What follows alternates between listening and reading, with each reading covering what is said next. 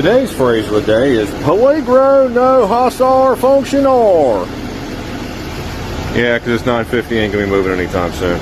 But to be dead honest with you guys, passive systems, as good as I am at them, I fucking hate them. I fucking hate them. God damn it, I fucking hate them. I'll take orange shit every day of the week. And let the morning begin. Yep.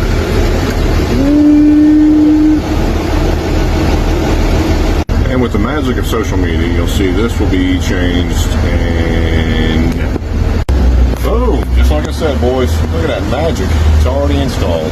Alright, let's go ahead and do some testing and see what this thing does. Alright, so we're hooked up with ET. If you guys don't already have one of these, make yourself one of these style charts. So you don't have to go in between one or the other, because again, the EGR parameters you do need to see when you're doing anything with the regen system.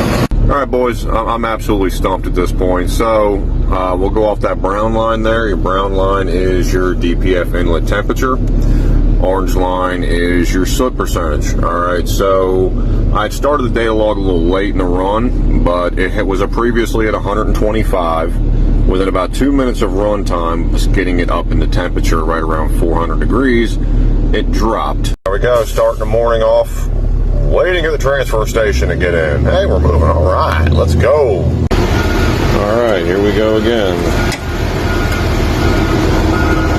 Lifting this cap, or lifting this hood again to do more work on this 950M. All right, boys, so we got the mixer assembly all pulled off this C71. And we got an adapter in. We're going to do 6 through 5, or 6 through 1. Cat recommends taking all the glow plugs out and doing it. Intake open. Let me go ahead and do that for you. Yeah. All right, intake's open. But weird findings here. Cylinder glow plugs, you got 6 through 1, and cylinder 5 does not look that great. Maybe coolant?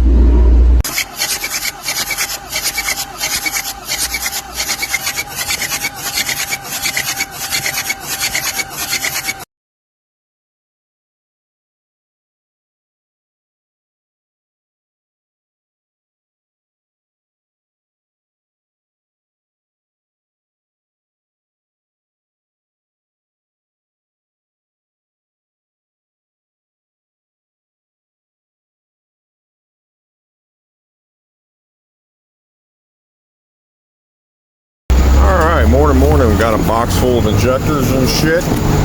There you go, new lines. The old 950M, the fucking vultures have been out here using this as a fucking roost, so let's get this day started. Yay.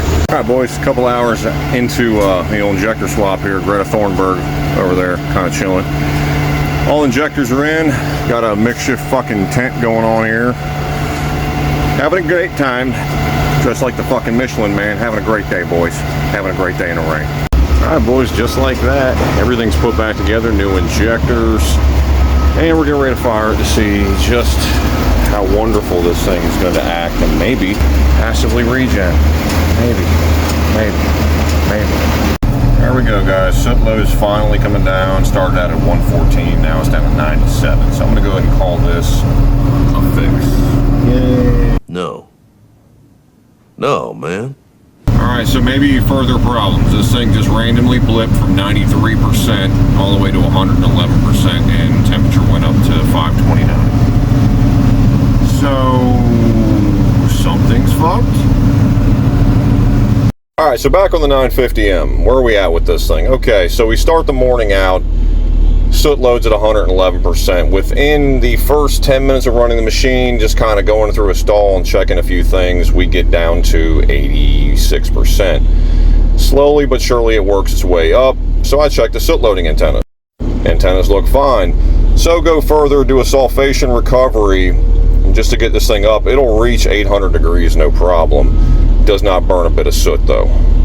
And potentially the strangest data log I've ever seen. So the brown line right there will be your DPF inlet temperature, and then the orange line right there is your soot load. Now look at the steps. That's within 4 minutes roughly, where it goes from 81% all the way up to 101, all the way up to 104% soot load. During the sulfation recovery, it stays the same.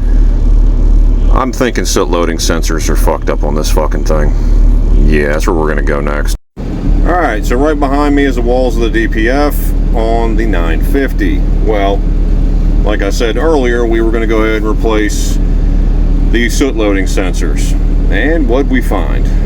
We found once this thing actually started to realize itself and all the sensors were actually reading correctly, soot load dropped, maintained, slightly increased and slightly dropped, no dramatic jumps.